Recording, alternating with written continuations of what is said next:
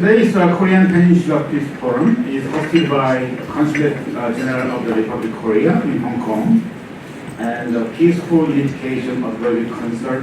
This is the presidential advice body under the President of the Republic of Korea.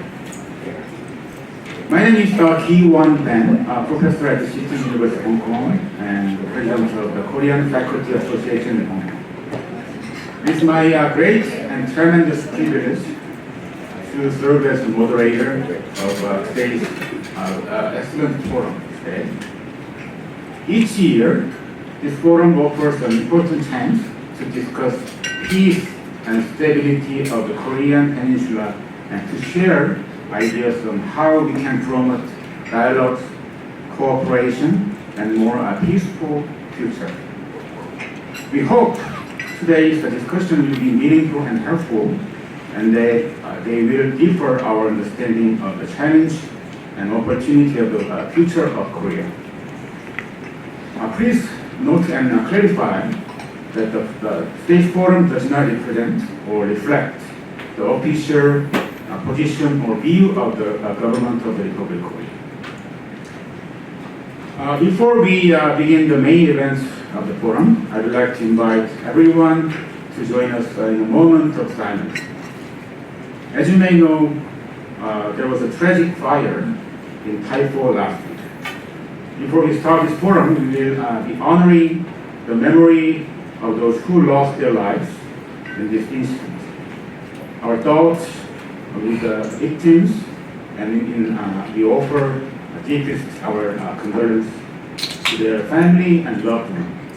We also sincerely hope for a full and speedy recovery of those injured. Now I'd like to ask everyone to stand up and join me in a moment of the silence for 30 seconds.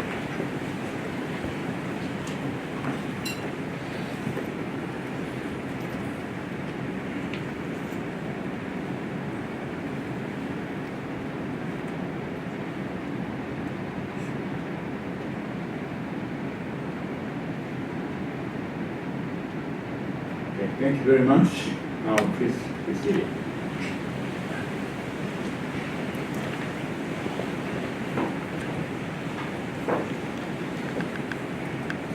Now, I would like to briefly introduce our honored guest today. We are honored to have Mr. Enquire Carlos Cardenas Aristegui, Consul General for Peru in Hong Kong.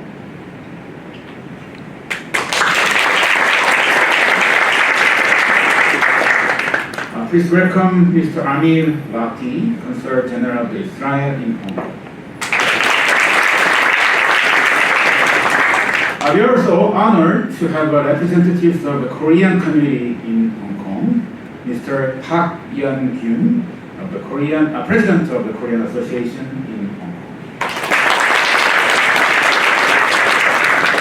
Kong. Mr. Seok Min Ho, the Vice Chairperson of the Peaceful Unification of the Concern, Southeast Asian Eastern Chapter. Mr. Lee Jong-seok, Chair of the Korean Peninsula Forum Preparatory Committee. And finally, we are honored to have Mr. Chun Sung-hwan, Acting Consul General of the Republic of Korea in Hong Kong.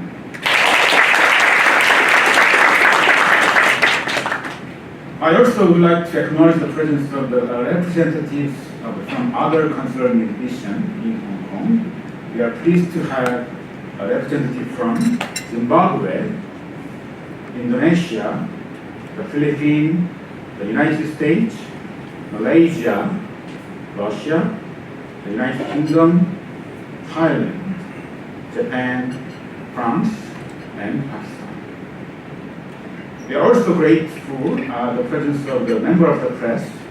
We would like to acknowledge the South China Marine Force, Ming Pao and Ta Kung Pao for joining us today.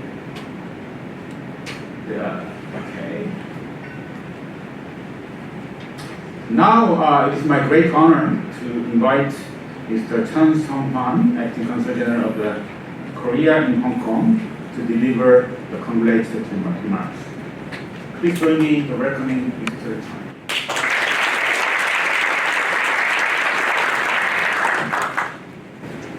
Once again, on behalf of Korean Consulate General and Korean community of Hong Kong, I would like to express my deepest condolences for the victims of last week fire in Taiwan, and hope that all the people affected will recover from the damages and injuries and return to their daily lives as soon as possible. Opinion leaders from Hong Kong and Korean communities, consul generals, and fellow diplomats, ladies and gentlemen, good morning. I sincerely thank and welcome all of you for joining today's Korean Peninsula Peace Forum. The two Koreas have been divided for more than 7 decades, since the Korean War broke out in 1950. As you all know, the two Koreas are still technically at war and have been experiencing many ups and downs in their bilateral relations. Now, our new government, inaugurated this June, is pursuing policies aimed at easing tensions on the Korean Peninsula, building trust between the two Koreas, and establishing lasting peace. With deep understanding how difficult it is to materialize such policies, our new government is exploring practical pathways toward resolving the North Korea nuclear issue and making meaningful progress for peace on the Korean Peninsula. It has made clear its willingness to wait patiently for North Korea to respond to our efforts to restore trust and regional dialogue. He has also declared that we respect the North system and have no intention of engaging in any hostile acts. In this spirit, our new government has already taken several preemptive steps to reduce tensions on the peninsula. We will continue to work to shift inter-Korean relations from hostility and confrontation toward reconciliation and cooperation. Dear audiences, the Korean Peninsula Peace Forum was launched in 2016 and has become an important platform for assessing developments on the Korean Peninsula and in Northeast Asia, also exploring pathways toward peace and unification. This year's forum is dedicated to the topic North Korea's external relations, internal situation, and the new Korean government's North Korea policy. We hope to examine the implications of our government's new approach and to review recent changes involving North Korea and the countries surrounding the Korean Peninsula. For today's program, we have invited two distinguished experts on North Korean affairs from Korea. I would like to express my deep gratitude. Senior Research Fellow Ki-Young-sung, Professor Ji-Young-Kim. I also extend my sincere thanks to the 22nd Peaceful Unification Advisory Council Hong Kong branch for hosting today's forum. I am confident that the insights and guidance from our two experts, combined with your thoughtful engagement, will make this forum a meaningful opportunity to contribute to peace, stability, and the advancement of inter-Korean relations. Thank you once again for taking your precious time to join us during this busy season. I wish all of you good health and peace as we approach the end of the year. Thank you.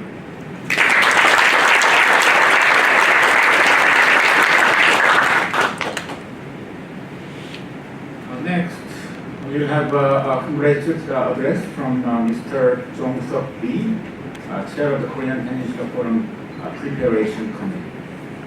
I witnessed that Mr. Lee put a lot of effort into preparing and organizing this event, and we are very grateful for this dedication. Now, please welcome Mr. Lee.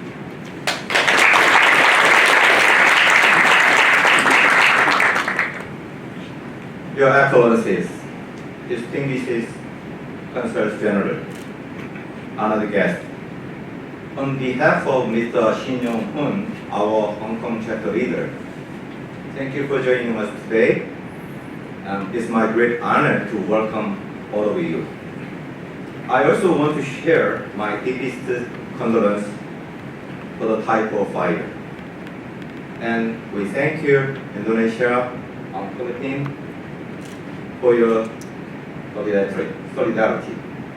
The Republic of Korea has faced a rapidly changing world this past year, striving toward a more secure future. The Peaceful Unification Advisory Council, a constitutional body chaired by the President, began its 22nd term last month. Our Hong Kong chapter starts this term with 26 advisory members, extending our role in Hong Kong and in Asia. This term's slogan is "Peace created together, a better future for all." Today's forum is the first official event, opens broader dialogues on peace, security, and inter-Korean relations. Overcoming 72 years of division is not easy. It requires shared commitment, shared wisdom, and shared action. As we say, if we go together, we can go further. Your partnership is essential and so vital for our Korean Peninsula and for regional and global stability. My sincere thanks to the Consulate General of the Republic of Korea in Hong Kong and to professors from Korea for today's meaningful forum. Again, I appreciate all of your presence today, and I wish you good health, peace, and warm conclusion to the year. Thank you.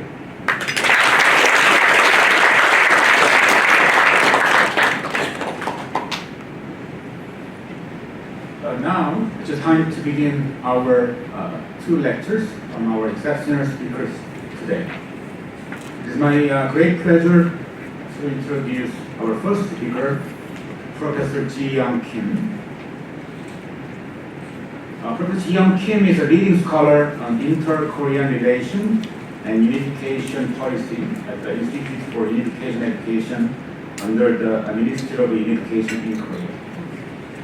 Dr. Kim has previously worked as a researcher at the Center for International Studies at Seoul National University, and he has taught several courses including policy in China and policy in North Korea at Incheon University. His research focused on relations among countries in North and East Asia, their foreign policies and unification strategy with the specialization and discourse analysis. Recently, Dr. Kim has worked on several projects investigating Korea's middle power response to China-North Korea policy after the Cold War, and unification strategy in a new era of Northeastern Asia. Today, Professor Kim will give a talk on the Lee Jae-myung's administration's North Korean policy and speak about current state of the inter-Korean relation. Please join me in welcoming to Professor Kim.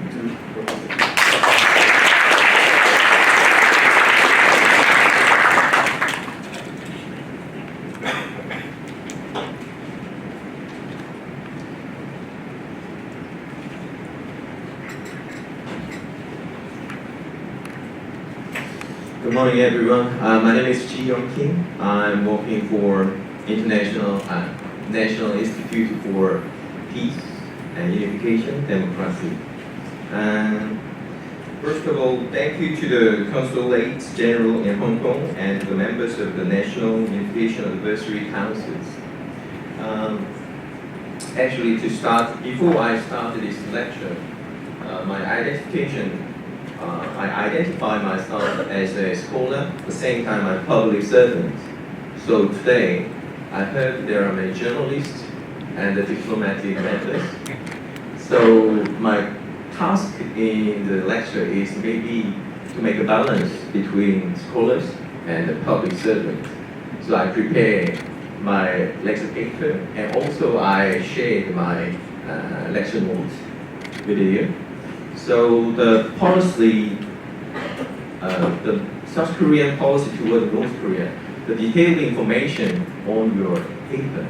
So today I'm going to explain how South Korean policy toward North Korea is working and the planning, and also how North Korea is changing nowadays because of the relation with Russia, and also how North Korea would like to change its relation with South Korea by focusing on two-state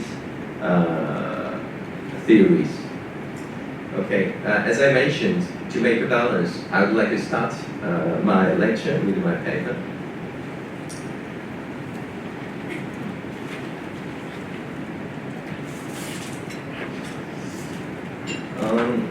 I think yesterday, probably some of you already watched these clips. Yesterday, our president is addressed the core principle of unification and policy towards North Korea at the Democratic Peace Unification Advisory Council. So before I start the lecture, just let me show you the clip first.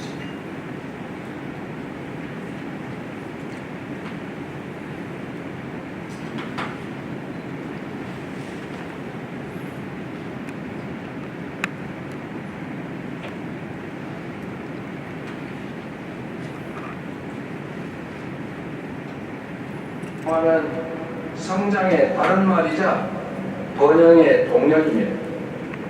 평화가 경제이고, 평화가 밥이고, 평화가 민생이고, 평화가 바로 실용입니다. I think the core concept of my lecture is already, this is the core concept of my lecture. Yesterday, our president already mentioned the three concepts of the policy toward North Korea. The first word is peace, the second word is prosperity, the third word is coexistence. So, related with these speeches, I would like to continue my lecture. Sorry for delay. This is my fault, actually. Yesterday I just changed my lecture notes. So this connection is a little slow. Yeah.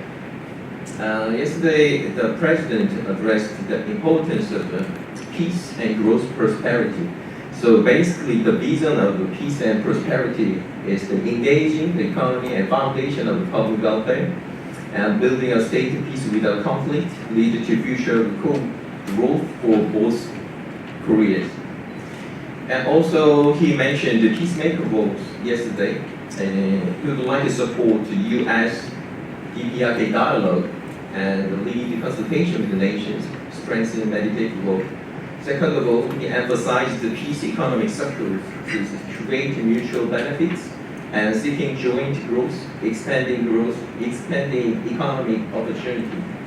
And lastly, I think this is a method. He emphasized the practical cooperation, climate and environmental actions, disaster safety cooperation, public health, medical support. This is the first step for the policy toward North Korea at the moment.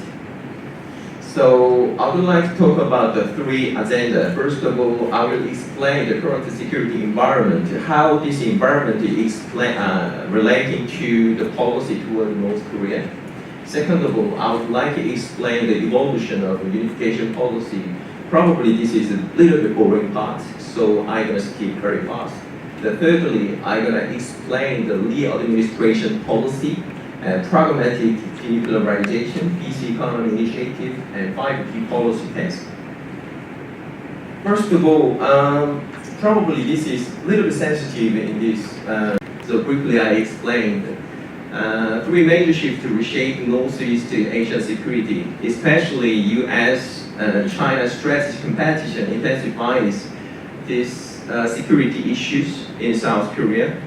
Probably, as you know, is a couple of months ago, probably last 2 months, South Korean government was so busy to make a successful, to make a negotiation on tax tariff with the US successfully. And this is all relating to economy issue, and also economy is a security for President ideas. Second of all, is Russian-Ukraine war creates a new alliance.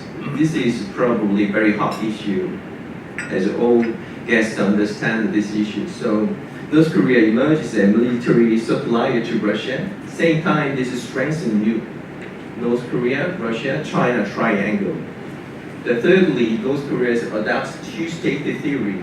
This is departure from unification policy. This is influencing South Korea policy toward North Korea seriously. And also, we are kind of debating in South Korea public. There are two arguments. The first argument, we have to accept North Korea's two-state theory. The second argument is we have to emphasize peaceful coexistence rather than two-state.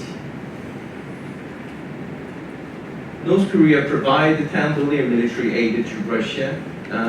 Probably there are some results or from surveys or conducting research.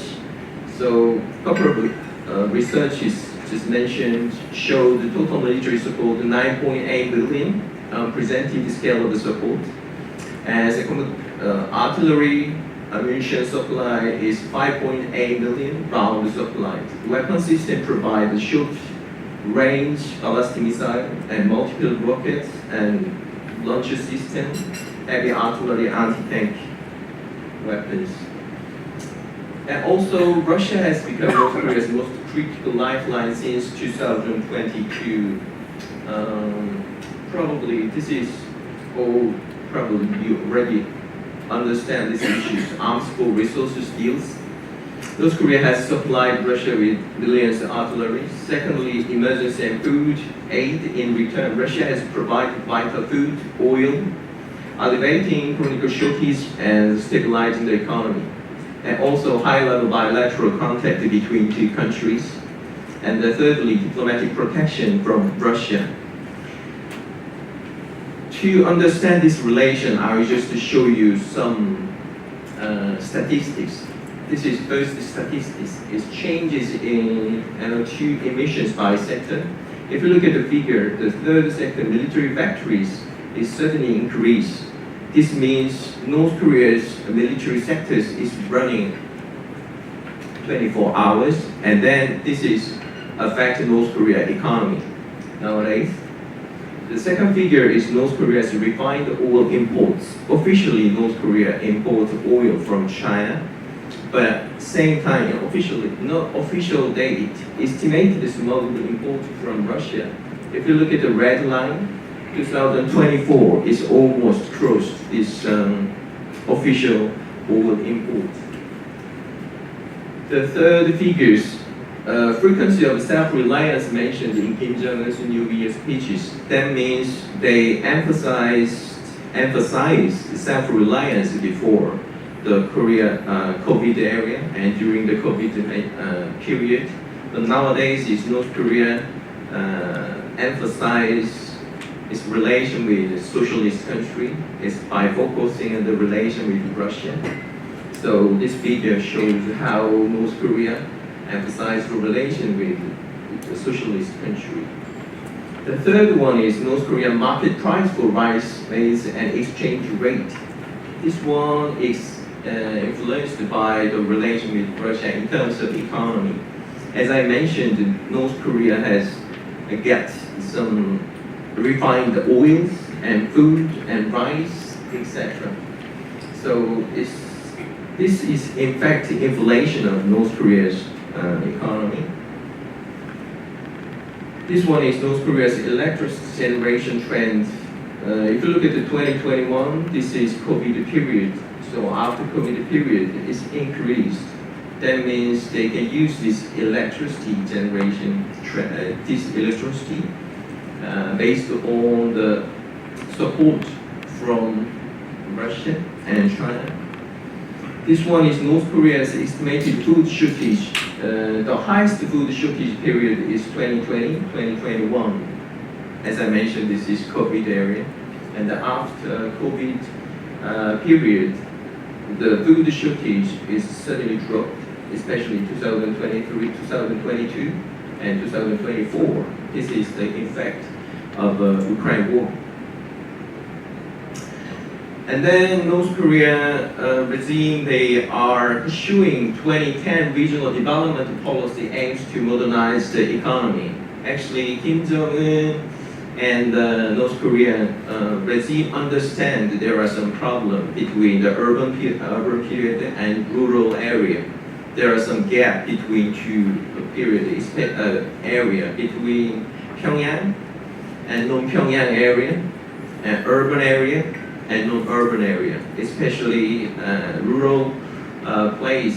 The people's economic situation is not, how can I say, their economic condition hasn't improved in rural area, even if North Korea has supported by Russia after the Russia-Ukraine war. So North Korea now try to make a balance between the urban and rural area by using 2010 regional development policy. This goal is to revitalize regional economies and improve living standards to equal the satisfaction outside of Pyongyang, and challenges the policies hampered by a lack of resources, outdated technology, a centralized, inefficient bureaucracy. So actually, the lack of resources is solved out by the relation with Russia and also the North Korean policy. At the same time, they try to decentralize the efficient bureaucracy. And the only progress is first factory in Songcheon country was completed ahead of schedule, presented as major propaganda victory. So, based on the information from, how can I say, I'm not sure I can say that, or I can't say that because as a scholar regime. And also they concern about the Changmadang generation. As you probably, some of you already know or some of you don't understand, Changmadang generation is a new generation. They are kind of a weaker loyalty to the party and ideological unity is rather weak compared to elders because they born in after 1990s.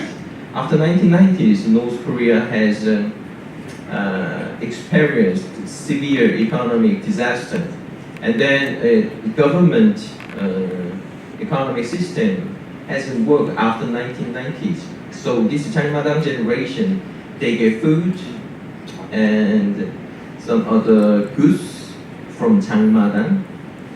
So this Changmadang generation's ideology or their social perspectives is changes. So this is relating to North Korea's two-state theory. Some people started. Have you heard about how long have you had your bulletproof vest on? What does that mean? Can you guess? In Korean, 방탄맨지 얼마나 됐니? That means, do you listen to 방탄소년단? Interesting. It's kind of a secret word between armies, which is the group, is a fan club of BTS. So this is to show how North Korea has infected by South Korean culture. This is one of the main reasons why North Korea pursued its two-state theory. So that's why Pyongyang, they promoted its Cultural Language Protection Act and crackdown on news, especially Changmadang generation exposed to outside information is primary target of the crackdown to prevent ideological erosion. And then propaganda and symbolism. The regime has revived the socialist symbols and displaying portraits of Marx and Lenin and promoting Russian culture as a counterweight to Western influence. Actually, I think probably 1 year ago, the leader of North Korea, Kim Jong-un, emphasized how socialist ideology is important to a mother of Zhangmadang generation. So Kim Jong-un actually required North Korean mothers to raise their kids based on socialist idea. So with relating to that kind of change, North Korea abandons unification, adopts a hostile two-state policy. If you look at this policy, it's January 2024, its policy announcement, Kim Jong-un declares two-state reality and rejects unification goals. 2024 October, constitutional revision, formal amendment designating South Korea as the most hostile state, but this is arguable because some people argue they already changed the constitution, but North Korea hasn't opened this constitutional change. So probably we have to wait a couple of months to show or to see the result of the change. The October 16th infrastructure severance, complete cutting of road and rail connection. The February 2025 cartographic erasure, new maps show South Korea as a blank space. So demolition monument, the Arch of Reunification, a symbol of Kim Il-sung's legacy, was demolished in January 2024, signaling a decisive breakthrough from past inter-Korean policies. And again, actually, based on some information from our internal Ministry of Unification, North Korean people's perspective, how they understand the two-state theory in North Korea. Probably there is some gap between two generations. The older generation, maybe they believe the Kim Il-sung and Kim Jong-il, the Kim Jong-un's fathers and grandfathers' ideologies. They emphasize the importance of national unification. And younger generation, probably they don't really care about the change of government policy towards South Korea because they are really busy for their life, they are living in Changmadang.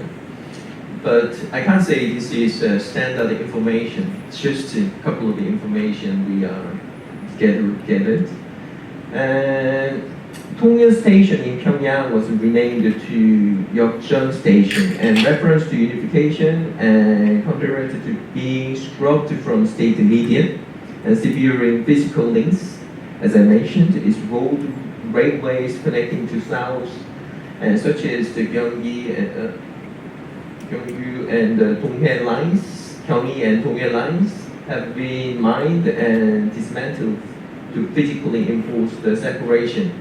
So to sum up about the two-state theory, there are three arguments why North Korea pursuing this two-state theory. The first of all, this is domestic relations. As I mentioned, there are some changes of public opinion in Changmadang generation, so they want to abandon the expansion of the South Korean culture. And secondly, some people argue probably this is relating to negotiation with the United States in terms of nuclear.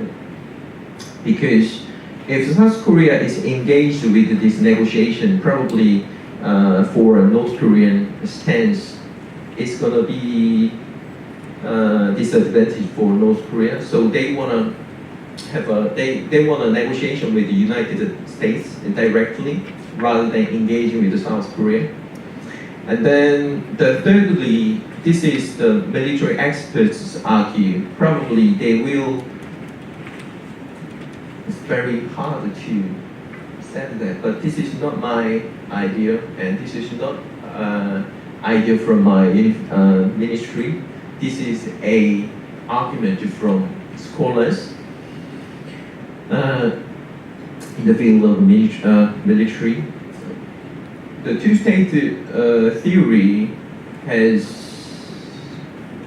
made less pressure for North Korea if they have to use nuclear weapons once war occurred in Northeast Asia or on the Korean Peninsula. So to sum up, the 3 points is the first one is domestic reason, the second one is military reason, the third one is diplomatic reason with America. Yeah, this is the discourse of two-state policy, redefining the narrative, as I already explained this the past there. And then now we are moving to South Korea policy. Probably some of you already know these 3 steps of national community unification formula. The first stage is reconciliation. Probably we are in the first stage. So South Korean government wanna promoting policy for reducing hostility. So as South Korean president mentioned, we are really impatient and waiting how North Korea is responding to the changing policy of South Korea. And second stage is confederation, one nation, 2 states, 2 systems, separate political military authority.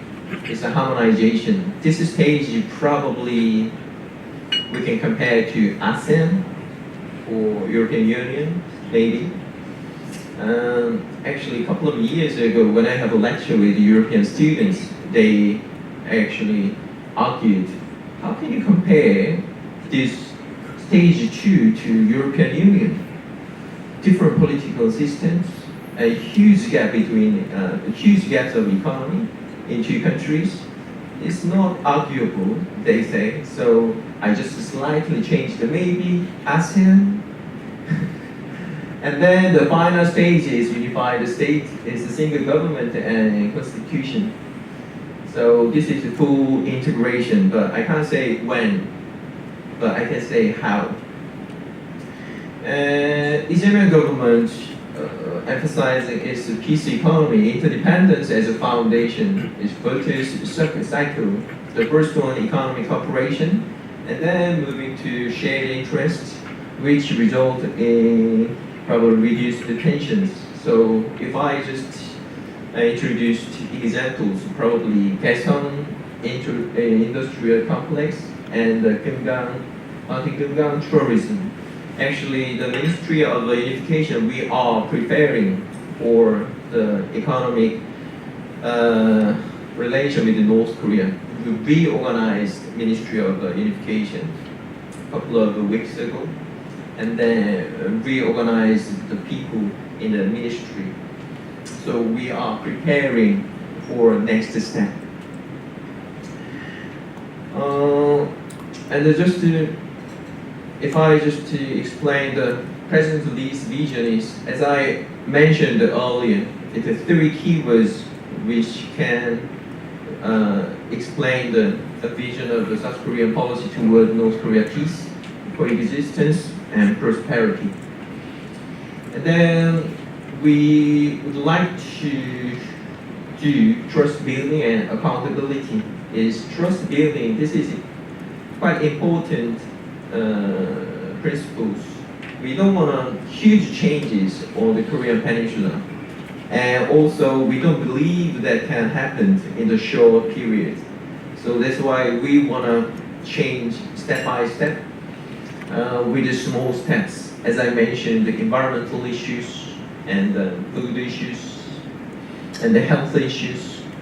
And the last one is Kaesong apology. Actually, the Minister of Unification, Chung Dong-yeon, issued apology for the 2016 Southern closure, signaling willingness to acknowledge the past failure. Of course, this is not apology for North Korea. Actually, the Minister of Unification apologized for that to the economic CEO of South Korean economic leaders. At the same time, probably this can be signal to North Korea.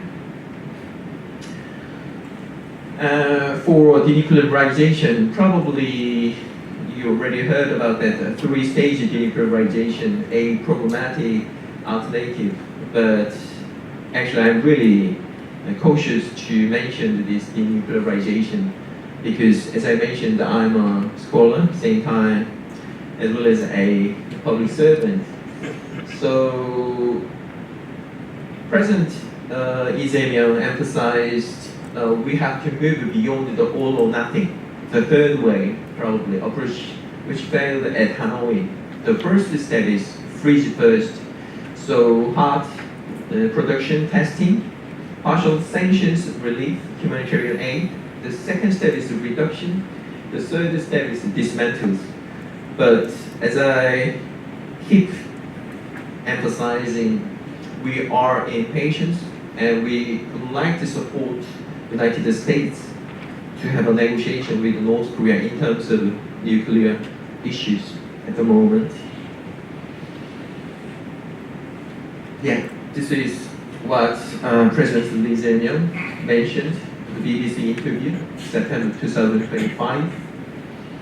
Not all or nothing, so probably we're gonna middle ground. This is 5 key policy tasks in Korean relations. Actually, we don't have a particular level for policy toward North Korea at the moment. So we have to explain policy toward North Korea based on the speech of the president and also the tasks, policy tasks from government. So the first task is to restore relations, expand exchange, humanitarian issues, and also build the public consensus and prepare peace economy. This is you can understand that detailed information on the papers as I already provided. So, policy dilemma is external constraint. Actually, for the last 20 minutes, I explained South Korean policy towards North Korea. But if you compare with the reality, it's very difficult to understand or acknowledge the policy. So, to be honest, I have to deliver this policy dilemma to you. The first one is a refusal to engage Pyongyang's state theory eliminates traditional frameworks. Share interest in the nuclear talk. So, for that dilemma, actually, as I already emphasized, South Korean policy. The first one is patience. The second one is support for negotiation between the United States and North Korea. The second one is the sanction regimes. The UN and the US sanctions prohibit economic cooperation. Secondary sanctions deter business. So actually, this is the second step after negotiation between North Korea and the United States in terms of nuclear denuclearization. The third one is U.S. policy uncertainty. I can't say it's uncertainty, but we have to rely on the policy of the United States toward North Korea. So the third one is domestic politics. This is actually relating to a member of the National Unification Advisory Councils. Yesterday, our president emphasized the role of National Advisory Councils, how South Korean people how government, the changes or the public opinions nowadays, there are some conflict. I can't say it's conflict. There are some gap between the conservative groups and the progressive groups, and also the perspective on North Korea of unification among young generation. The probably negative perspective is increasing. So our institute, the National Institute for Peace, Unification, Democracy, and the National Unification Advisory Council, I think it is these two organizations we have to make an effort to change this public opinion on North Korea and the unification. So actually we do preparation, investing in capacity building. The Seoul is ready when opportunity emerges. As I mentioned, our ministry is preparing, and our president also mentioned his patience. And support. In long-term perspective, rejecting quick fixes, success requires patience. Small steps accumulated over time can create a change. Neither hawkish confrontation nor unconditional engagement, but the pragmatic pursuit of a peace within existing constraint. This is the key concept of the South Korean policy toward North Korea. I know it seems very difficult task, but I do believe it will be happened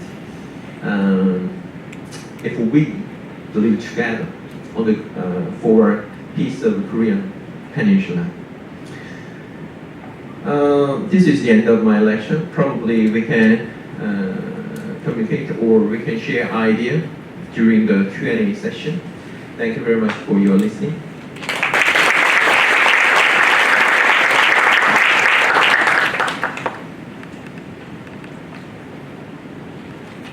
So once again, we really appreciate for Professor Kim's wonderful talk today.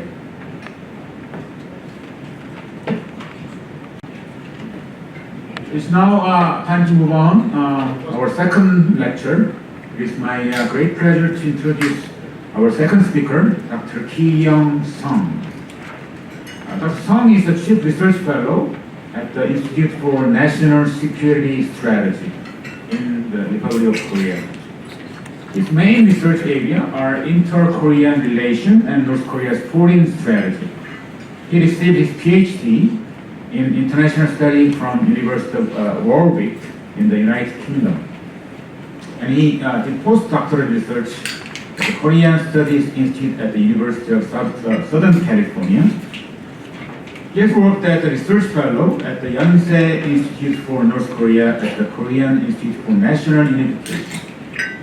He also served as a policy advisor to the Presidential Committee for Unification Preparation and the Director for General Unification Policy at the Ministry of Unification.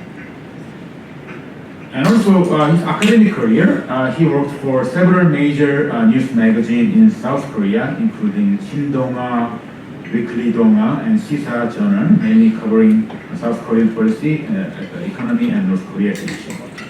Today, Dr. Sung will talk about North Korea's external relation and recent internal change, and he will also share his view on North Korea's two-state theory. Please join me right here, extending a warm welcome to Dr. Sung.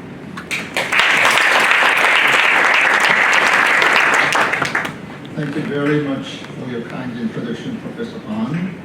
My name is Ki-young Sung, working for the Institute for National Security Strategy. As he briefly introduced, I have been working on inter-Korean relations as well as North Korea's foreign strategy.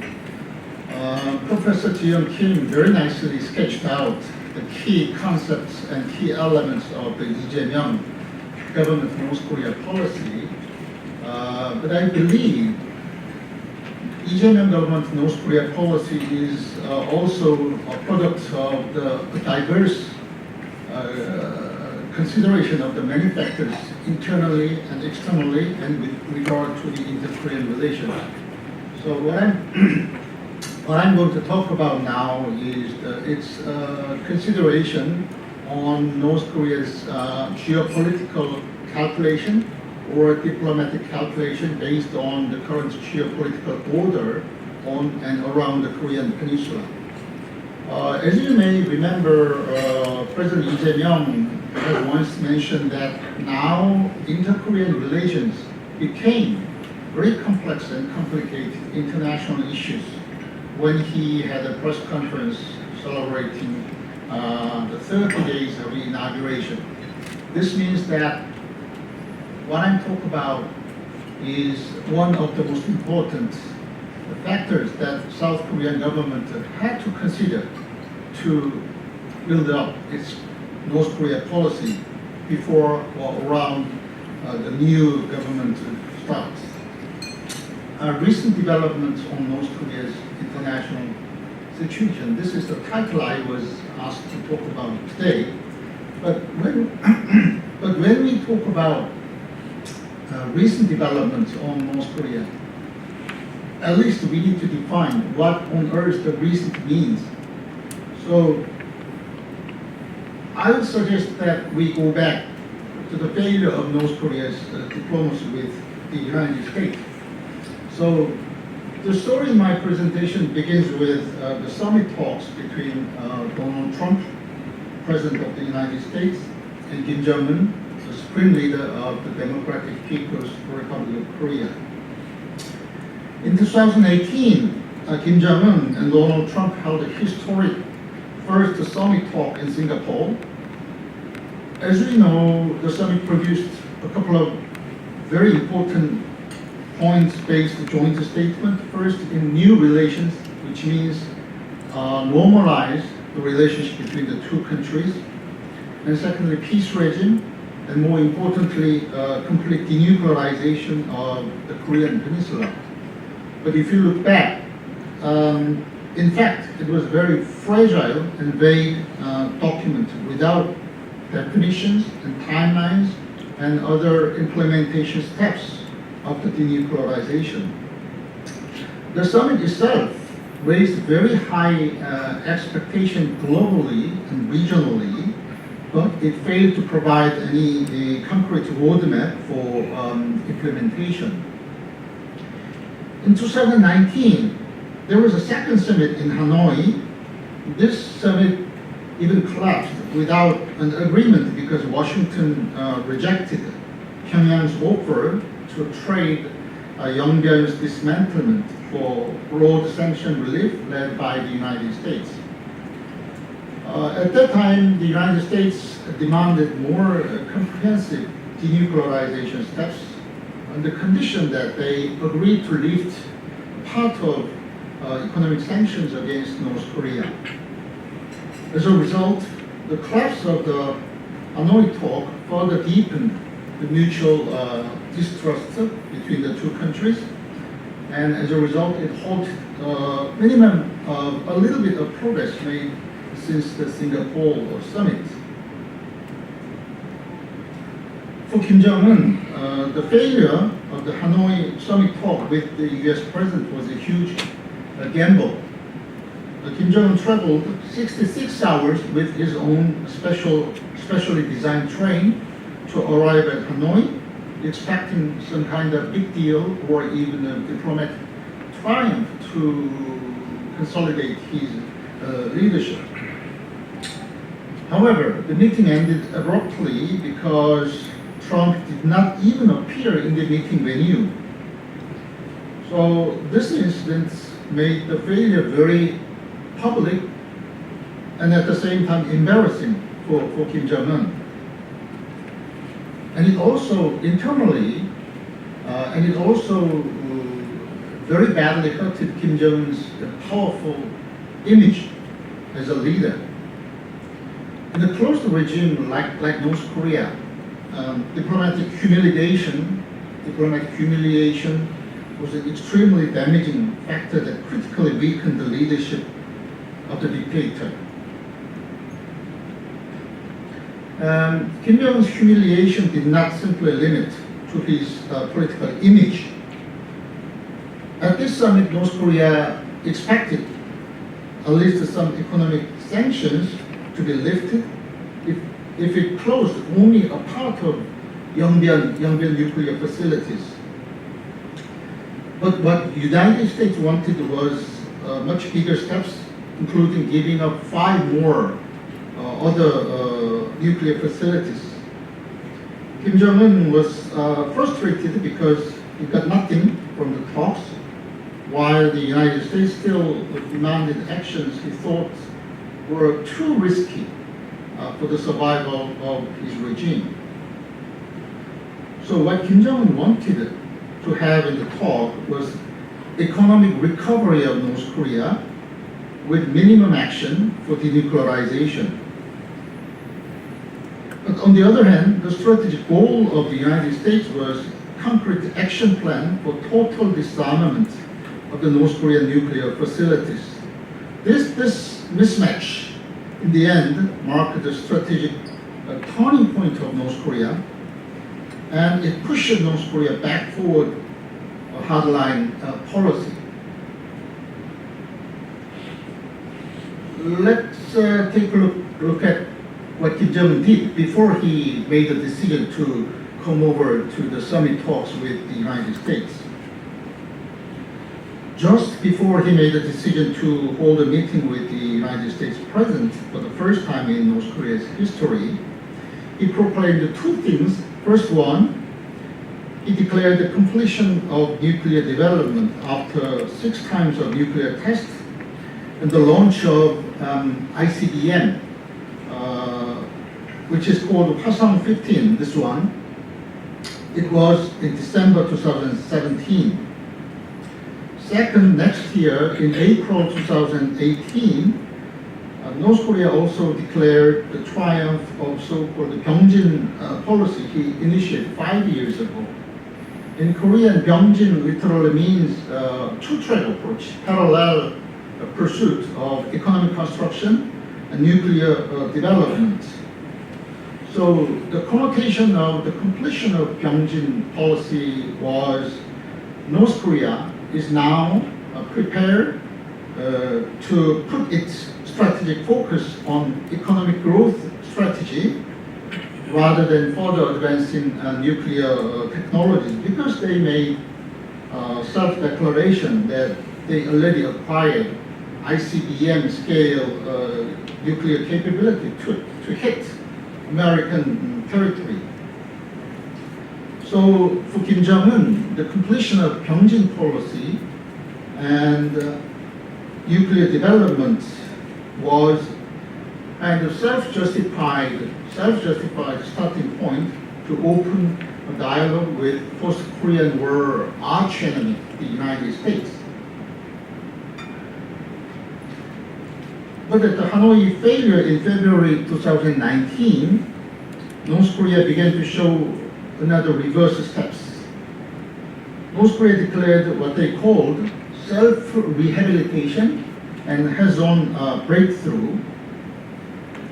This decision was made and declared at the Korean Workers' Party's plenary meeting in December 2019. They stopped requesting sanctions relief.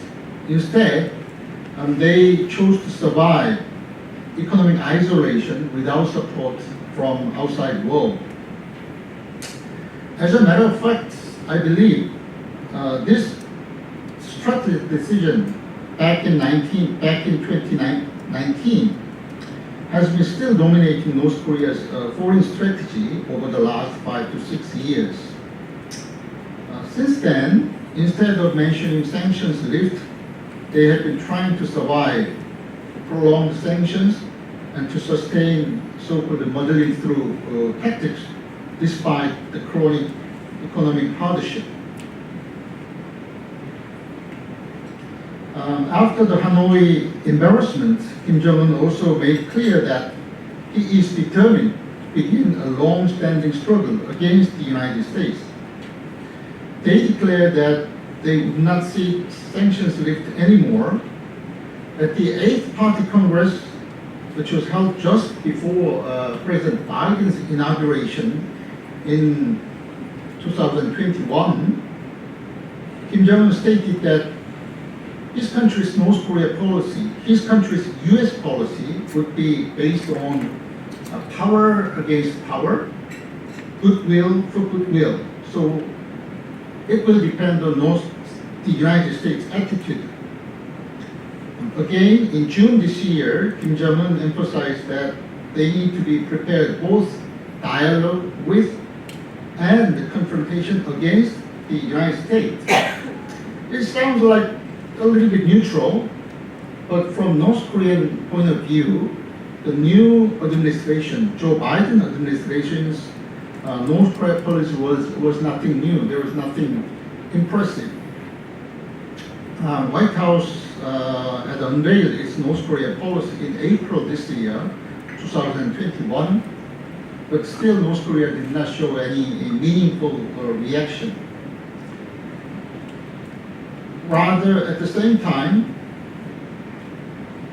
North Korea has been maintaining relatively calm mood toward Washington in comparison with the past power change in the United States, in which they took deliberate provocative actions simply to attract Washington's attention to bigger engagement steps of the United States.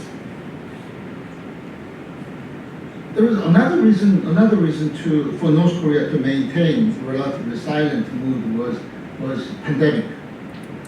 Around this time, the spread of COVID-19 placed even more difficult obstacles with regard to Pyongyang's diplomacy with the outside world. North Korea implemented extremely strict quarantine measures in order to prevent the spread of the coronavirus. First of all, North Korea began stopping foreigners' tourism program and closing its border with China and Russia. Even the foreign diplomats in Pyongyang have been under quarantine for 30 days. During the pandemic period, North Korea's diplomacy was almost paralyzed due to the fear of virus contagion up and down the country of North Korea. Some people say that North Korea's border closure measures was too strict given the international standard to deal with the pandemic at that time. But North Korea was genuinely afraid of the spread of the disease because the country knew very well its healthcare system was not able to cope with the pandemic once the virus comes into the North Korean soil. North Korea also restricted all imports for fear of virus transmission through surface of imported goods. Surprisingly, what they did to prevent this virus contagion from the imported goods was storing all the imported goods, simply open the air while it waits for any traces of coronavirus to die out naturally. It was very primitive way. Despite official border closures, there is a wide range informal smuggling networks between North Korea and China. These networks also worsened North Korean healthcare authorities' fear for virus contagion. So this fear of virus contagion constituted another reason to explain the lack of diplomacy during this period. Although they claimed there was no confirmed case in their country, it is unlikely to 100% trust their official announcement. North Korea's immune system is believed in a very bad condition caused by food shortage and malnutrition of the people. These factors did not allow North Korea to open its border for a long time. On the other hand, there was a cautious prospect that North Korea might be a little bit more receptive in cooperating with international actors in an effort to take humanitarian aid from international organizations. But unlike this expectation, North Korea was very selective in receiving relieving material, not only from South Korea but also from international agencies. They wanted to show how strong and how resilient they were at the time without depending on external support.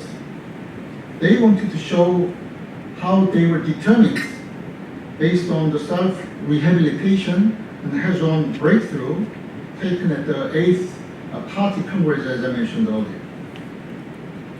They wanted to deliver the message that their top priority was still self-rehabilitation, and they could survive ever-strengthening international sanction and pressure. So this posture of North Korea remained unchanged until Pyongyang lifted the border closure in August 2023. This marked an end of Pyongyang's diplomatic isolation. So next, let me try to evaluate the bilateral relations between the United States and the DPRK over the last 5 to 6 years. The Singapore summit was, in a way, revolutionary in many ways. It was an absolute turning point by which North Korean leader Kim Jong-un was invited to the stage of diplomacy. Chairman Kim Jong-un, not only US-DPRK summit, Chairman Kim Jong-un made a number of summit talks with global leaders more than 10 times, a year and a half during 2018 and 19. 3 times of meeting with President Trump in the United States, and 3 times summit talks with the South Korean President Moon Jae-in, 5 times summit talk with President Xi Jinping in China, before and after his engagement with the leaders of the Republic of Korea and the United States. This series of diplomatic events was a great departure from the isolation of the so-called hermit kingdom, as many Western observers described North Korea in the past. But the diplomatic progress of the summit was very fragile, and there was no implementation roadmap in the end. Nevertheless, the Singapore summit, followed by the working level negotiations, was an end of the old cycle in which North Korea takes provocative actions and raises military prices, and the United States poses sanctions in return, and at some point they reach an agreement and compromise to de-escalate tensions.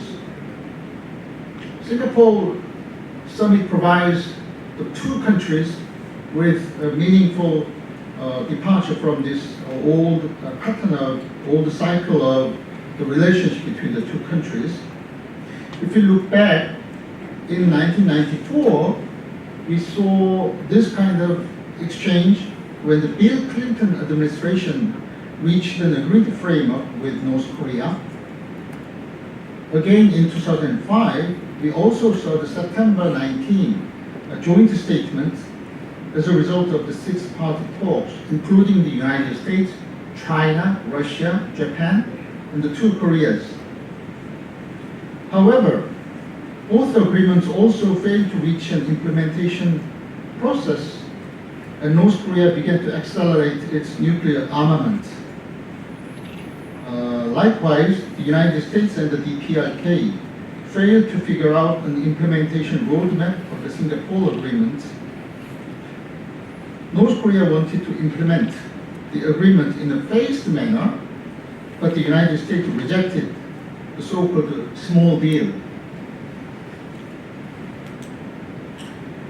So we need to learn lessons from what happened over the last 5 to 10 years with regard to how to deal with North Korea diplomatically.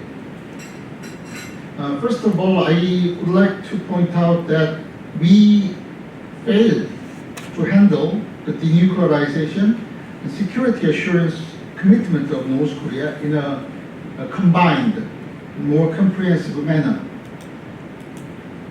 If you look back at the core elements of the Singapore Agreement, we need to remember that Chairman Kim Jong-un's commitment to the complete denuclearization was not a unilateral surrender. It was not a unilateral promise to completely denuclearize his country.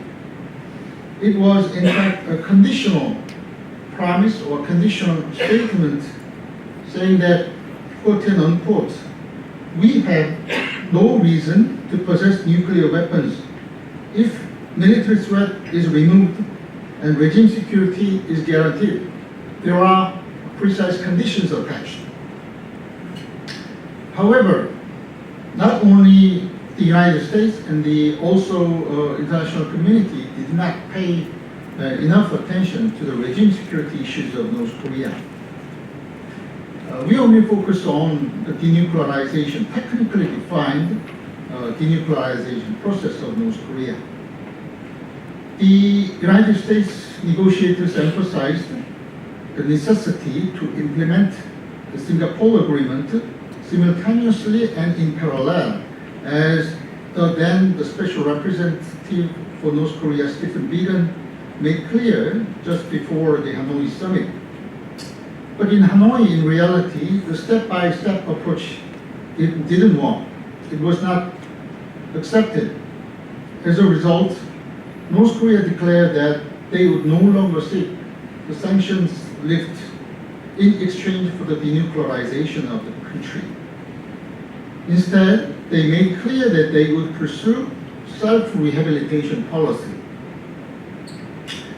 I think if it ever happens, the USDPRK summit talk probably April next year when President Trump visits to Beijing, it must discuss how to provide North Korea with reliable post-denuclearization roadmap for security assurance of North Korea, together with a technical process of how to stop North Korea's nuclear development at this point.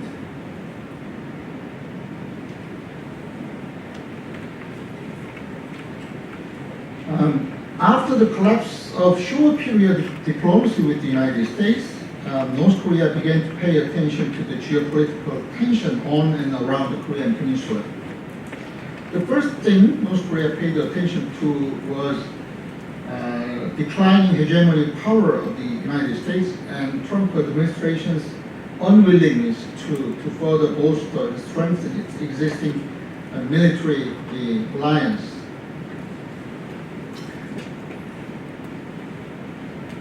As we know, the Biden administration in 2021 abandoned, in a way, irresponsibly, Afghanistan, and President Trump recently expressed again and again constant dissatisfaction that alliance countries of the United States ripped off the United States.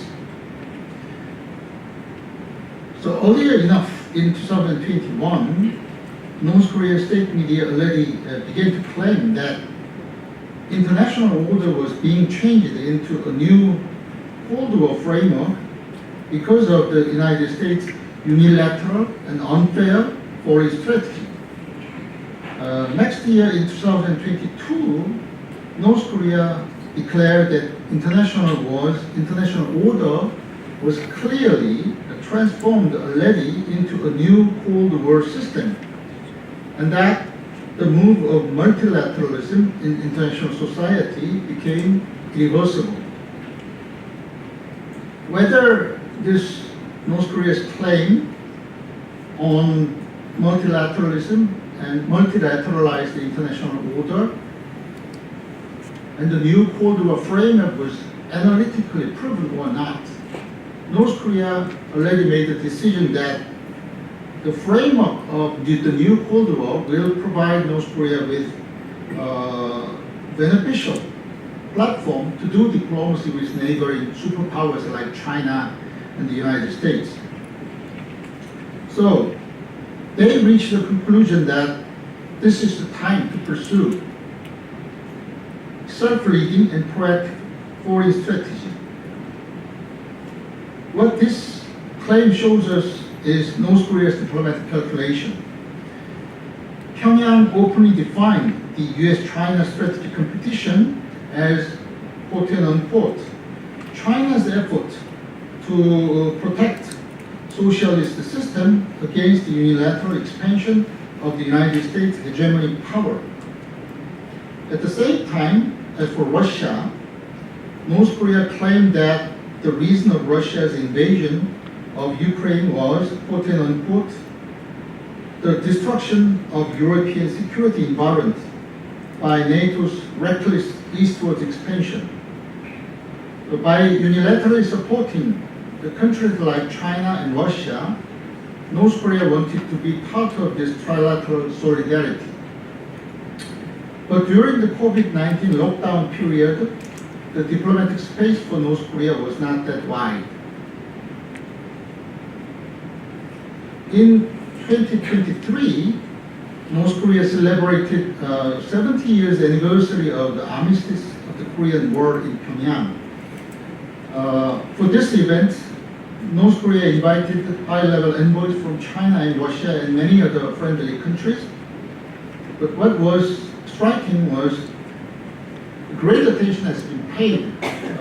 Sergei Shoigu, the Russian Defense Secretary, his meeting with Kim Jong-un was an overture for bilateral summit talks between Putin and Kim Jong-un later that year. The renewal of the Russia-DPRK Treaty and Comprehensive Strategic Partnership in 2024. But interestingly enough, if you look at the report of the Nodong Shinmun, Korean Workers' Party's official media, the paper shed more light on Sergei Shoigu, Russian delegation, than Chinese delegation. North Korea aimed at rebuilding the Cold War-style communist coalition by making full use of Russia-Ukraine war. That is why North Korea made a decision to deploy more than 10,000 untrained troops to Kursk in Russia. Next year, in 2024, Kim Sung-nam, the head of International Department of the Korean Workers' Party, made a historic 2 weeks, very huge scale of diplomatic journey to China, Vietnam, Laos. Through this trip, North Korea tried to restore its bilateral relations with China. Pyongyang sought to resolve Beijing's doubts over rapid progress of its relations with Moscow. In addition, the key message of this diplomatic event was the importance of forming anti-America, anti-imperialism, socialist solidarity, including those three countries. So North Korea's diplomacy, going back and forth between Russia and China like pendulum, seems to be successful so far. September this year, China hosted the largest ever Victory Day military parade to celebrate the 80th anniversary of the end of the World War II. Xi Jinping invited Kim Jong-un and allowed him to appear in public shoulder to shoulder with President Putin and Xi Jinping himself. Kim Jong-un seems to achieve what he has been pursuing since the collapse of the summit diplomacy with President Trump in Hanoi, by standing next to Xi Jinping and Putin in the Tiananmen viewing platform. Also, it was a very rare opportunity for Kim to join a multilateral diplomatic event, which his father never attended in the history of North Korea's diplomacy. Although China's Victory Day event was a multilateral forum which 26 top leaders all over the world attended, Kim Jong-un only focused on bilateral meetings with China and Russia. But if we compare the two summit talks Kim Jong-un attended, China and Russia, there are a couple of interesting points. Even though it was a military event in nature, China's Victory Day military parade, Kim Jong-un did not accompany any military leaders of North Korea. Instead, he was joined by Kim Dok-hun, the head of economic department of Korean Workers' Party, a former prime minister. This implies that North Korea's first intention to recover economic partnership with China is the economic priority. But China did not promise as large economic package as North Korea wanted. If we carefully look at the announcement of the two countries after the summit talk between Kim Jong-un and Xi Jinping, there are subtle differences. For example, China emphasized the coordination in the multilateral platform like the United Nations, but North Korea never mentioned the role of the United Nations.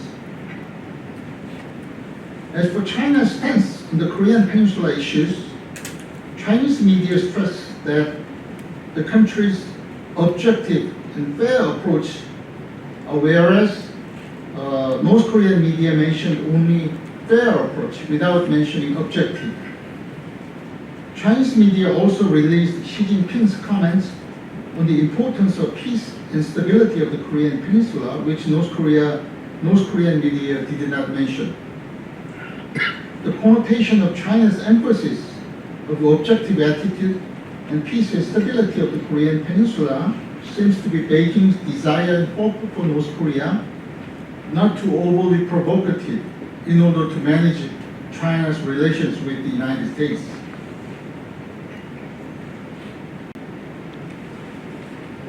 As recently confirmed in Washington and Beijing, President Trump is scheduled to visit Beijing in April next year, and Xi Jinping's visit to Washington is also expected later that year. China's top policy priority for the time being will be its relationship with the United States. So China wants North Korea to be quiet, at least until April next year. Russia variable. If the Russia-Ukraine war ends anytime soon, from the perspective of Russia, the strategic value of North Korea might be decreased. Instead, Russia may want higher level of diplomacy with South Korea to meet its economic needs for reconstruction of war zones. North Korea surely anticipates this kind of cooling effect after the war. And so in conclusion, I think China factor is going to be the biggest variable in the near future. If China plays a constructive role as an honest broker, like the six-party talks in the past, the early resumption of the dialogue is highly likely. But if China only plays a role of life support for North Korea's regime survival, we can't predict the early resumption of the talks. Russia factor will be a little bit fluctuating, depending on the armistice negotiation of the Ukraine war.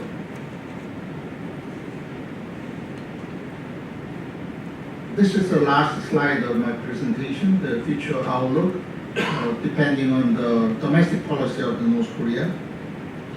At this point, North Korea's top policy priority is still stability, domestic stability, and power consolidation of Kim Jong-un.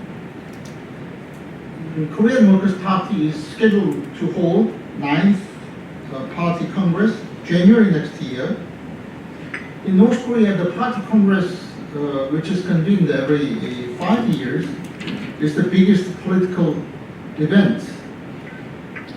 So I expect that North Korea will announce a long-term national development strategy January next year in the 9th Party Congress. The focus of the strategy seems to be economy, because they have been insisting that North Korea already acquired the status of nuclear power, nuclear status. They have been arguing the only agenda they are interested in is nuclear disarmament talks with the United States based on its position of nuclear power vis-a-vis the United States. This is their strategic goal that consolidates Kim Jong-un leadership and regime stability.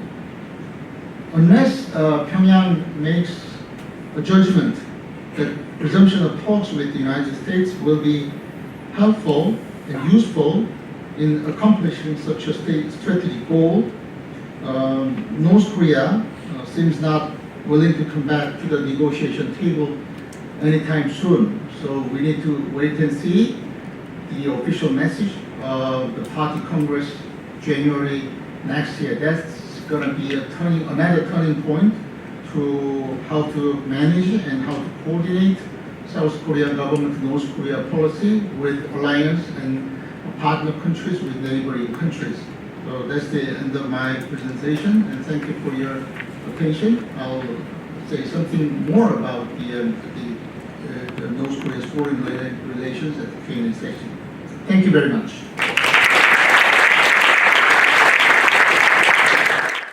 Okay, from the audience, yes. First of all, thank you for the two sharings. If you can hear me, then it's Okay.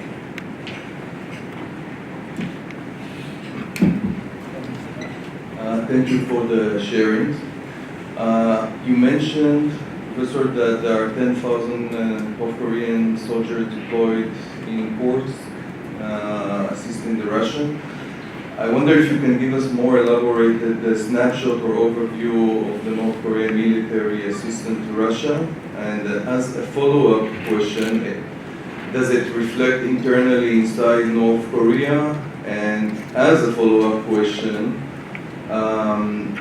you mentioned that Kim Jong-un policy towards South Korea now sees South Korea as a hostile country. If you can elaborate more on the capacity building in the army in order to back up this view of Kim Jong-un towards South Korea, and whether the fact that some of his army now is deployed outside of North Korea has any impact on his preparedness as far as what to see hostility from the south.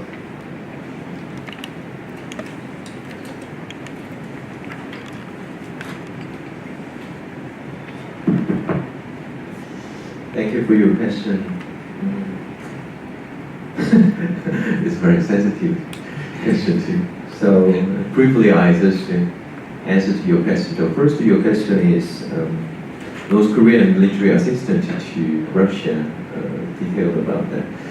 Probably the information about that North Korean assistance in terms of the military for Russia is not really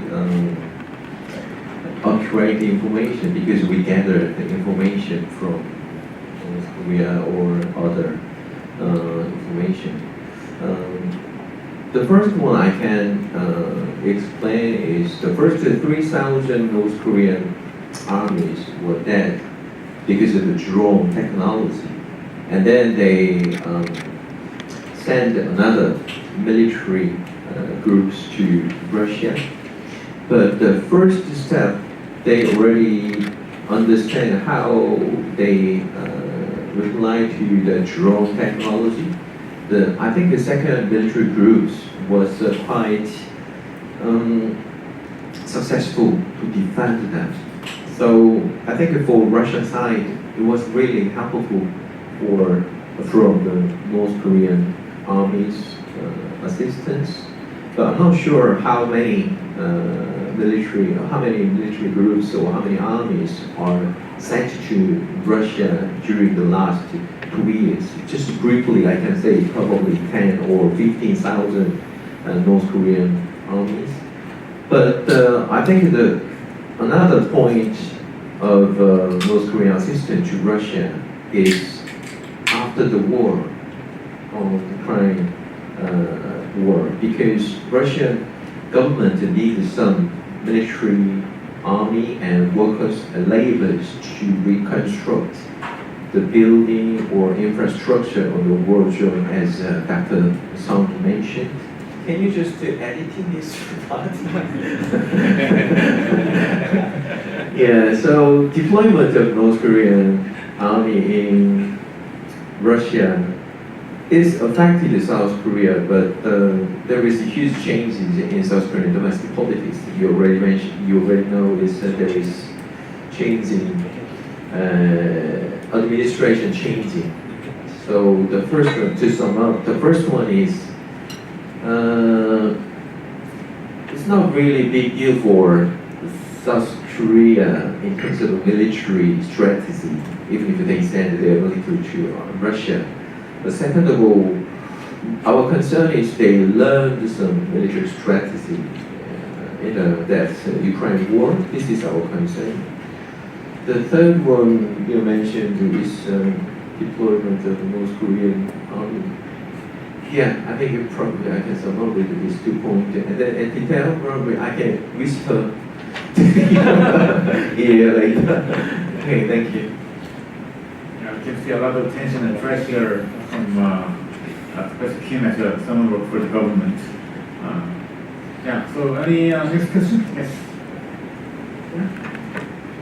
Yeah, identify yourself first.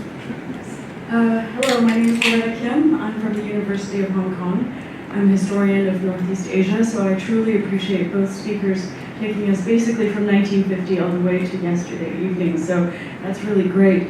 So my question will be from an academic perspective, so we can talk as academics rather than touching on any sensitive policy issues, so please feel free to be as general as you wish. I will also try to contextualize my 2-part question in that way. So first of all, this is derived from both lectures, so I would very much appreciate the opinions of either or both speakers.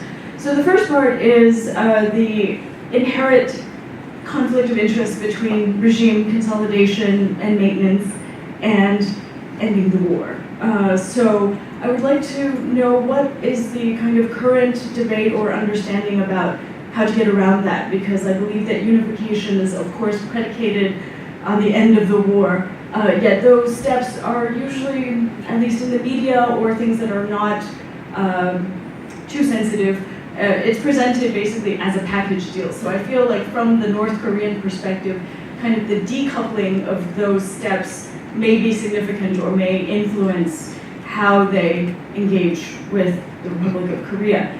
And the second part of that question is about simple psychology. So of course we know that people are more open to negotiation if they have options, right? So I see that both governments of North Korea and South Korea are both pursuing pragmatism, but I see on the South Korea optimism, and I tend to see on the North Korea side more kind of a negative pessimism. So although I believe that the Lee administration is pursuing a very rational and comprehensive and empathetic route of unification, I wondered in terms of optics or whatever kind of communication is possible, how much do you think the North Korean government understands that there are options? Like, is there an option A, unification in 3 phases, so on and so forth, and option B, there is no unification?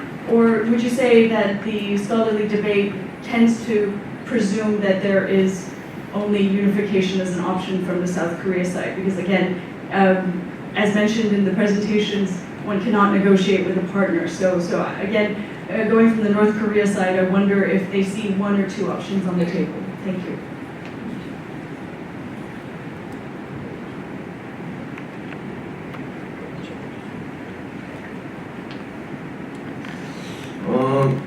I understand that your second question is how North Koreans to understand the South Korea's policy toward North Korea in terms of unification. But could you re-address the first question, please? Yes. Sorry, yes, it's very long-winded. So basically the first part is simply whether, maybe this is more of the South Korea side, when public statements go out or anything that's non-classified, basically, is there any way of decoupling the end of the war and unification, or is it still just being put together as one package deal? Structural questions. Probably that's another subject I can write down as an academic paper. Yeah, I would like to answer the first question too. The first question, how North Korea? I think that psychologically is the problem is how North Korea understand the current situation between 2 Koreas. As I already explained, North Korea has some threat from the current situation. The first of all, as I mentioned, the domestic problem is the China generations. The second of all, as in the past, South Korean government, it's quite difficult, but they're really concerned about little aggressive policy from the past government. So, they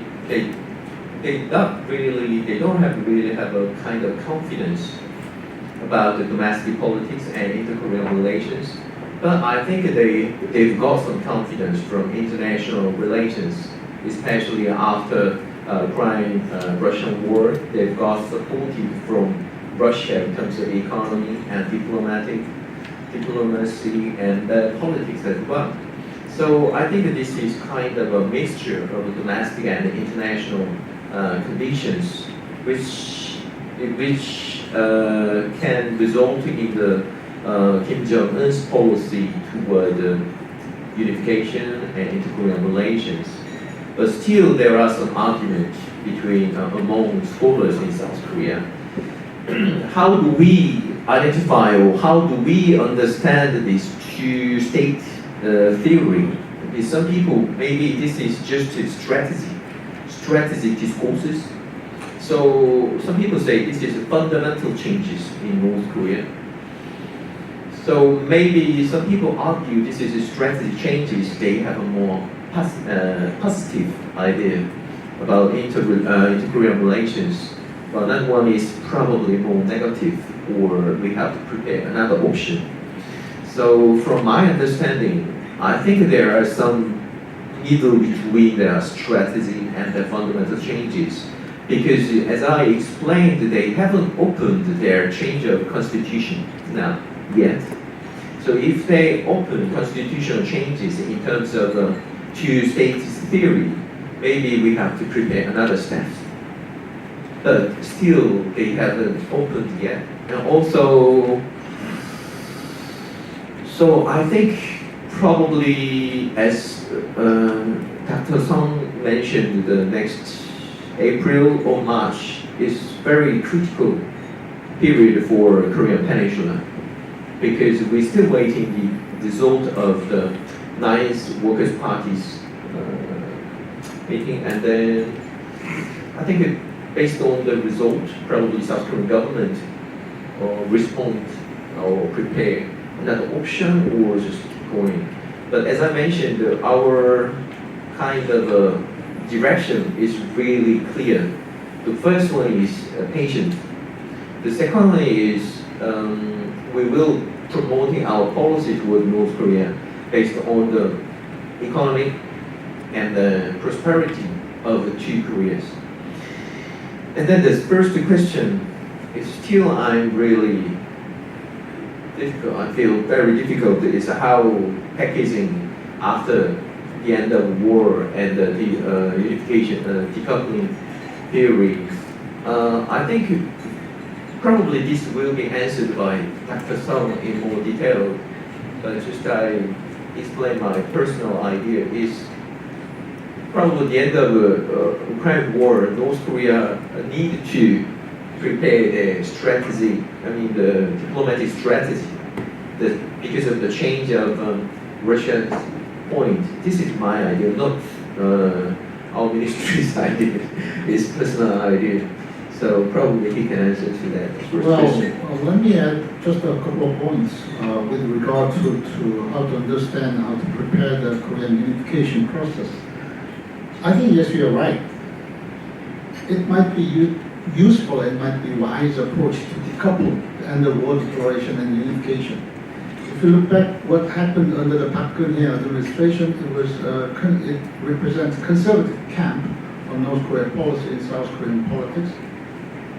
As some of you may remember, there is a very wide and hard fever for unification.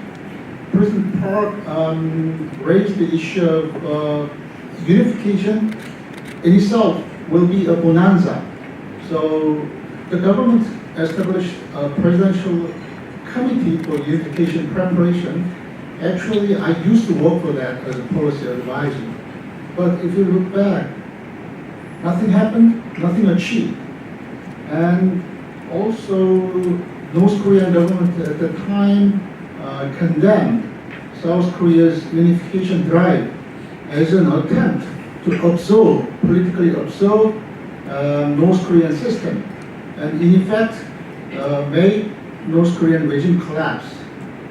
So this is the stance North Korea has been maintaining when it comes to its long-time unification policy from Kim Jong-un's grandfather, Kim Il-sung's age, probably from about 1990s. So to my knowledge, as far as I understand, this government, the Lee Jae-myung administration, is very reluctant to directly mention the unification itself. At the end of the Moon Jae-in administration, the government paid great attention to the end of war declaration. But that was not for unification itself. That was an attempt, a government effort to kickstart or jumpstart stall the process of Korean Peninsula peace process. That was the last goal I can remember the Moon Jae-in administration's North Korea policy, but also the government failed to achieve any meaningful result from that. So I think the decoupling between Cold War, end of war declaration and unification might be useful. But more importantly, I would like to suggest the decoupling between unification and peaceful coexistence. We have 3 steps unification formula called National Community Unification Formula, right? Official name. But as you may guess, there's no country that has a unification formula, not initiative or a vision. This is a formula. This formula naming was made at the environment of post-Cold War in 1990, 30-40 years ago. But North Korea now claims that they have absolute geopolitical upper ground than South Korea. South Korea is in between US-China strategic competition, a very big obstacle or headache mission of South Korean government diplomacy, at least for the next 5 to 10 years. But North Korea has been wisely making use of this tension by taking the pendulum diplomacy between China and Russia. This is actually what Kim Jong-un's grandfather has done many years ago, and exactly what Kim Jong-il, his father, has done. So North Korea is very good at surviving this superpower conflict. But South Korea's economic, political, and military position is much higher than North Korea, but the diplomatic obstacle or mission is still ahead as a mid-range country. So I think it is not reasonable or not wise way to keep emphasizing the unification, at least at this point. What is important, what we have to achieve within Lee Jae-myung administration's terms will be, I would argue, that to lay the foundation of the future peaceful coexistence. After that, we can think about the unification formula, blah, blah, whatever. So peaceful coexistence will include many factors, and militarily and economically. But I had a slightly different view with what Professor Kim said, because as some of you may know, what the functional approach in the international politics means. So the basic assumption is if you keep doing cooperative projects in the economic field, like Kaesong Industrial Project, at that time we hired more than 50,000 North Korean workers in North Korean soil in Kaesong.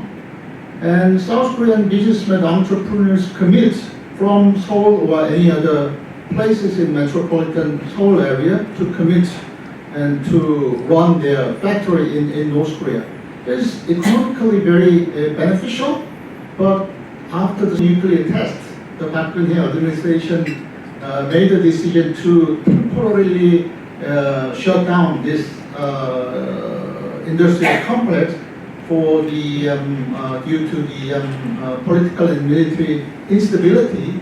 What North Korea did was completely shut down, not temporarily, and made this complex as a military fortress. And after that, North Korea's action was witnessed by South Korean and the United States intelligence community, they use the South Korean facilities and devices and cars and buses there. So there's a problem of distrust.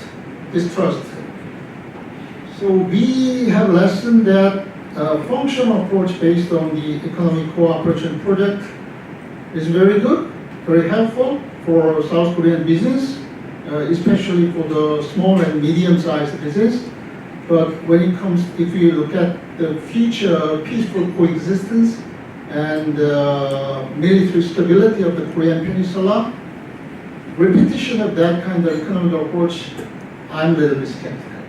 So we have to find out how to guarantee North Korea's concern over its regime security after denuclearization. So this cannot be dealt with by South Korean government alone. This should be consulted with the not only United States, but also China and Russia as well. This is my just personal opinion. I'm speaking today as a private capacity.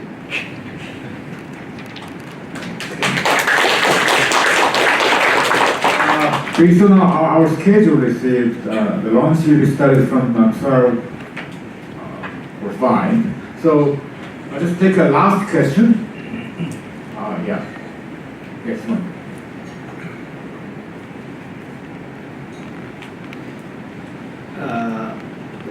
Alan Long from POD Research Institute, Hong Kong think tank. This is going to be a very short question, at least short. I'm just wondering if you see China as a reliable partner, at least in keeping peace, maybe not towards reunification. Are they reliable or are they not reliable? The second part of this question is how big is this sort of step between China and Japan over comments on Taiwan affecting, Korea stability and whatever.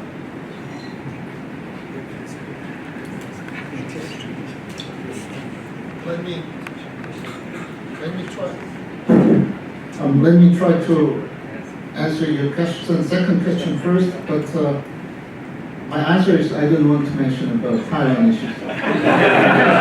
The only point we have been looking at is how productive and how constructive the interstrate relations between China, mainland China and North Korea.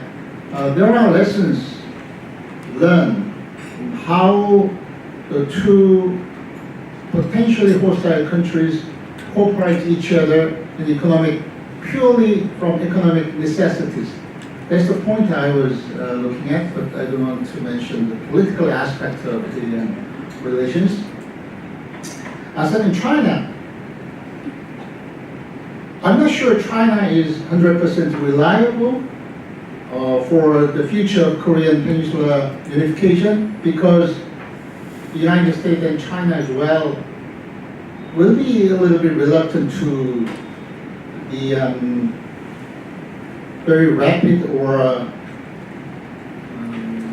radical change of the Korean Peninsula peace and stability. So gradual and step-by-step approach is reasonable for all the international players around the Korean Peninsula. But China is still, although North Korea-Russia relationship became much greater than before during the Ukraine war, still China has a life support function to support North Korea's fragile economy. If China locked the pipeline to North Korea economy, North Korea is not going to survive for a long time. So China is still, whether South Korean government sees China reliable or not, China is still the most important player in persuading or in dissuading North Korea to denuclearizing. In both ways, China is still an important factor, but in the previous government I don't want to be too political, but the previous government, the relations with China was really bad. The approach on the Korean Peninsula issue was, to my impression, it was too ideological. So it stressed the kind of northward advancement of freedom, spirit of freedom into the North Korean soil. That is kind of open declaration to we want to deal with capitalized North Korea. That's nothing. That's unreasonable. But I hope the ROK-China relation will be much better. The North Korea issue will be on the table. So we need to prepare what kind of suggestions we can deliver to the Chinese government to influence North Korea to come back to the diplomacy. So, Professor Kim, would you be willing to answer as well? This is the last question, right? Yeah. Probably, I would like to comment on the first question with no answer.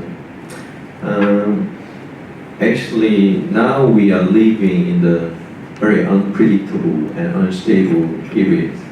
So every country do their best for national interest. So I think China does their best for their national interest.